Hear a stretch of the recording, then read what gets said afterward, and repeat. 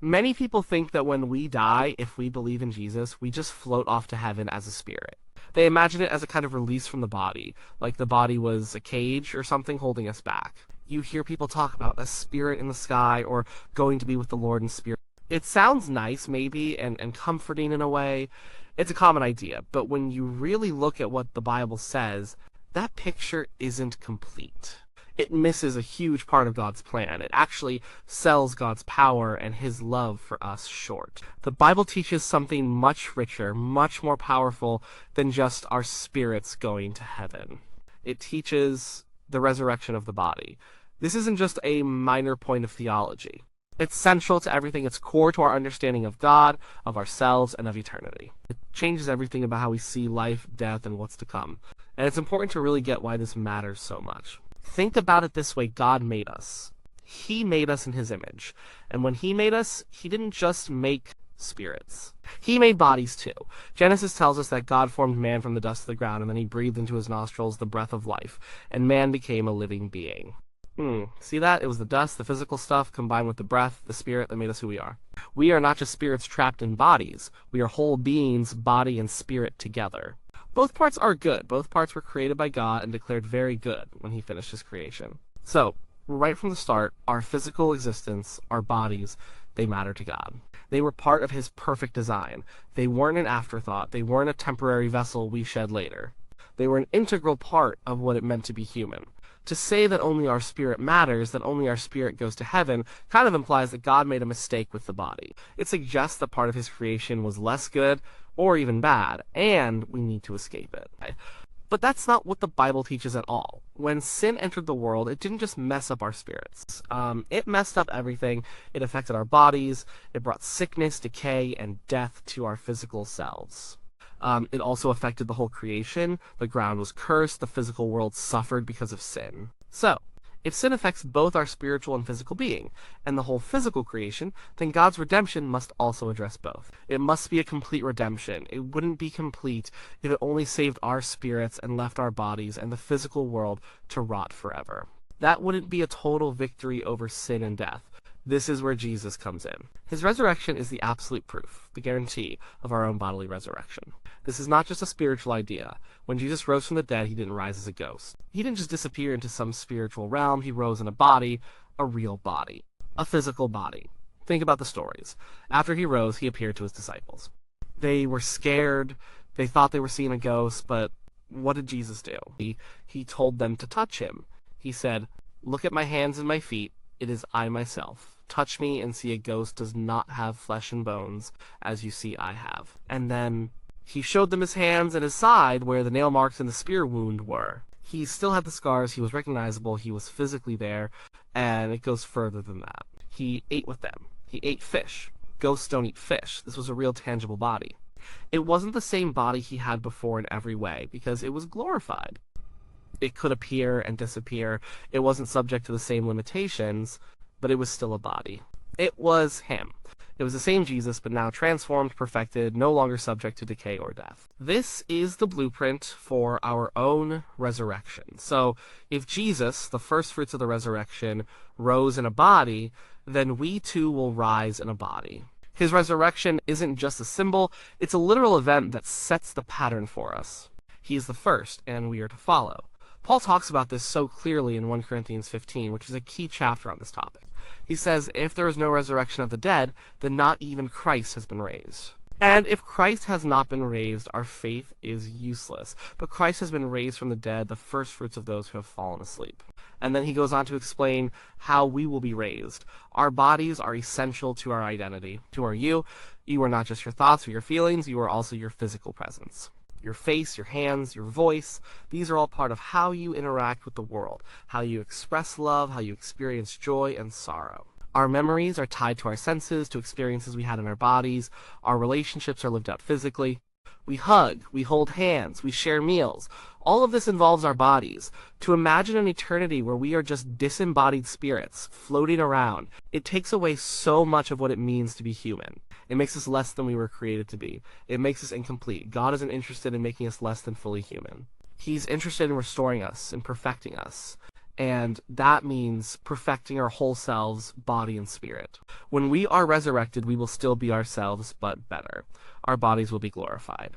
They will be free from sin, sickness, pain, and death. They will be powerful. They will be spiritual bodies, not in the sense of being non-physical, but in the sense of being fully animated and controlled by the Spirit of God, no longer prone to sin. Think of it as a supercharged, perfect version of your current body. Still you, but without any of the weaknesses or limitations. This understanding of bodily resurrection also gives immense hope for the entire creation. Remember how sin cursed the ground, how the whole creation groans, longing for its redemption. Romans 8 talks about this. It says, creation itself will be liberated from its bondage to decay and brought into the freedom and glory of the children of God. Our bodily resurrection is linked to the renewal of the whole cosmos. God isn't going to scrap his creation and start over with just a bunch of spirits floating in a void. He's going to redeem it, restore it, make it new. We are looking forward to new heavens and a new earth. And on that new earth, we will live in our resurrected bodies. This isn't just a temporary stopover in heaven before we become spirits. This is our permanent, eternal home, a physical place where we live physically. The Bible describes a new Jerusalem coming down out of heaven. It describes a river of life, trees of life. These are physical things. We will dwell with God in a renewed physical creation. This is incredibly important because it means God values his creation. He's not throwing it away. He's making it perfect. What does this mean for us right now in our present lives? A lot. If our bodies are going to be resurrected, then our bodies matter now. They are not just something to be endured until we get to a better disembodied state. Paul says our bodies are temples of the Holy Spirit. If we believe in the resurrection of the body, it changes how we view our physical selves. It means we should care for our bodies. We should use them for God's glory. We shouldn't abuse them or treat them as disposable. What we do with our bodies now has eternal significance. It also means that physical acts of love, compassion, and justice matter. When we feed the hungry, when we clothe the naked, when we care for the sick, we are ministering to bodies. These acts are not just temporary fixes, they are reflections of God's heart for the whole person, body, and spirit. They are a foretaste of the full redemption that is coming, when all sickness and suffering will be gone. Our work in this world, our physical efforts to make things better, they are not in vain. They have a place in God's eternal plan, because that plan includes a physical future. Think about death itself. Death is an enemy. The Bible calls it the last enemy to be destroyed. And what is death? It's the separation of body and spirit. When we die, our spirit goes to be with God, but our body remains in the grave, decaying. This is a tragedy. This is not how God intended things to be. The resurrection of the body means that death is defeated completely. It's not just that our spirits escape death, it's that death itself, this enemy that rips apart what God joined together, is utterly vanquished. Our bodies are raised, reunited with our spirits, and death has no more dominion over us. This is a complete victory. A partial victory where only spirits survive isn't a victory over death at all. It's just an escape. The hope of bodily resurrection gives us a truly powerful comfort in the face of grief. When we lose a loved one who believed in Jesus, we know their spirit is with the Lord. But we also know their body is still awaiting that day of resurrection. We don't just say goodbye to a spirit and forget the body. We look forward to the day when that body will be raised whole and glorified. This means we will recognize our loved ones. They will be themselves in their full human identity, body, and spirit. This is a profound and tangible hope. It's not just an ethereal meeting. It's a reunion of whole person. Some people struggle with the idea. They might ask, what about people whose bodies are destroyed, or those who are cremated? How can God put their bodies back together? And that's a natural question, but it limits God's power. The God who created us from dust in the first place, the God who holds every molecule of the universe in his hand, he is certainly capable of reassembling or recreating our bodies. It won't be a crude reassembly of decayed parts. It will be a recreation, a transformation, a glorification. It will be continuous with our earthly bodies, meaning it will still be us, but it will be made perfect. Paul describes it as planting a perishable seed and raising an imperishable body. It's the same plant, but in a new, more glorious form. The resurrection of the body speaks to the goodness and integrity of God. He is not a God who abandons what he created. He is a God who redeems and restores. He created us as physical beings, and he will restore us as physical beings. He is faithful to his original design. He doesn't just tolerate our bodies, he redeems them. This understanding is important because it corrects a common misconception that has roots in ancient Greek philosophy like Platonism, which often taught that the body was inferior, even evil, and the soul was pure. This way of thinking saw the body as a burden, a temporary prison for the soul. Many people, even Christians, unknowingly adopt these ideas. But the biblical worldview is very different. It sees the body as good, created by God, and destined for resurrection. It's not about escaping the physical, it's about the physical being redeemed. So, when we talk about salvation, it's not just about our souls going to heaven. It's about a complete salvation, a holistic redemption. It's about our spirits being made new, our bodies being raised and glorified, and the entire creation being restored. It's a comprehensive cosmic plan. God's plan is much bigger than just saving individual souls. It's about restoring his whole creation. Think about the implications for suffering. We live in a world full of pain, sickness, disability, and death. These are all physical realities. The promise of bodily resurrection means that one day, all of that will be gone. No more tears, no more pain, no more sickness. Our resurrected bodies will not get sick. They will not decay, they will not die, they will not feel pain. This is a comfort that speaks directly to our deepest physical vulnerabilities. It's a hope for a future free from all the physical burdens we carry now, and it means we will still be able to interact with each other in physical ways.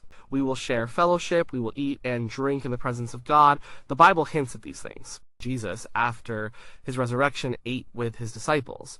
We will worship God not just with our spirits, but with our glorified bodies, fully able to express our devotion and praise. We will serve God with bodies that are strong, tireless, and perfect. The importance of the resurrection of the body is foundational to the Christian faith. It's not an optional belief. If Christ did not raise in a body, then we have no hope of being raised in a body, and the entire Christian message falls apart. Paul says that if there is no resurrection of the dead, then our preaching is in vain and your faith is in vain. He puts it that strongly. So the bodily resurrection of Jesus and our own future bodily resurrection is absolutely critical. It's the linchpin. This also emphasizes the power of God. Only God can raise the dead. Only God can create life from dust and then recreate it after death. It's a demonstration of his ultimate sovereignty over life and death, over all creation. It's a miracle that goes beyond anything we can fully grasp, but it's a promise we can fully trust because of who God is and what Jesus did. When we consider the full picture, the idea of just a spirit in the sky feels incredibly small.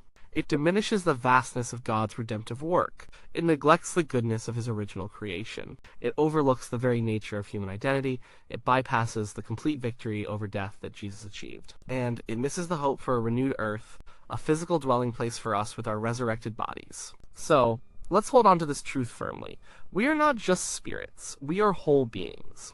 And our future includes not just a spiritual presence with God, but a bodily resurrection, a glorified body, living on a new earth, in fellowship with God and with one another forever. This is the good news. This is the complete plan. This is why the resurrection of the body is so profoundly important. And it is the full promise of God for us and for his entire creation. It is the restoration of all things.